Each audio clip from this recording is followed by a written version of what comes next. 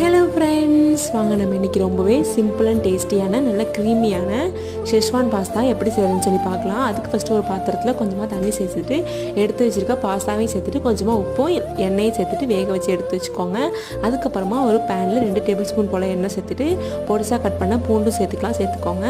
அது கூடவே 1 tablespoon அளவுக்கு மைதா மாவு சேர்த்துட்டு நல்லா மிக்ஸ் பண்ணி விட்டுக்கோங்க. அது கொஞ்சம் மிக்ஸ் ஆனதுக்கப்புறமா நான் ஒரு 1/2 கப் அளவுக்கு மில்க் எடுத்து வச்சுருக்கேன், அதையும் சேர்த்துட்டு இப்போ நல்லா இதுமாரி மிக்ஸ் பண்ணிக்கிட்டே இருந்தீங்கன்னா இந்தமாரி நல்லா க்ரீமி கன்சிஸ்டன்சி கிடைக்கும். அது கூடவே 1 டேபிள் ஸ்பூன் அளவுக்கு oregano, 1 tablespoon pepper, 2 tablespoon போல் ஷெஸ்வான் சாஸ் சேர்த்துக்கலாம். இப்போ காரம் கம்மியாக வேணுன்றவங்க அதுமாதிரி சேர்த்துக்கோங்க, இல்லை எனக்கு கொஞ்சம் அதிகமாக தான் வேணுன்றவங்க இன்னும் 1 ஸ்பூன் கூட எக்ஸ்ட்ரா சேர்த்துக்கலாம். அதில் கொஞ்சமாக உப்பும் சேர்த்துட்டு வேக வச்சு எடுத்துருக்கேன் இந்த பாஸ்தாவையும் சேர்த்துட்டு நல்லா மிக்ஸ் பண்ணி விட்டுட்டு லாஸ்ட்டாக கொஞ்சமாக சீஸை தூவி விட்டு எடுத்திங்கன்னா நல்ல டேஸ்டியான க்ரீமியான ஷெஸ்வான் பாஸ்தா ரெடி ஆகிடுச்சு. கண்டிப்பாக ட்ரை பண்ணி பாருங்கள். அண்ட் இந்த வீடியோ உங்களுக்கு பிடிச்சிருந்துச்சுன்னா சேனலை கண்டிப்பாக சப்ஸ்கிரைப் பண்ணிக்கோங்க. தேங்க்யூ.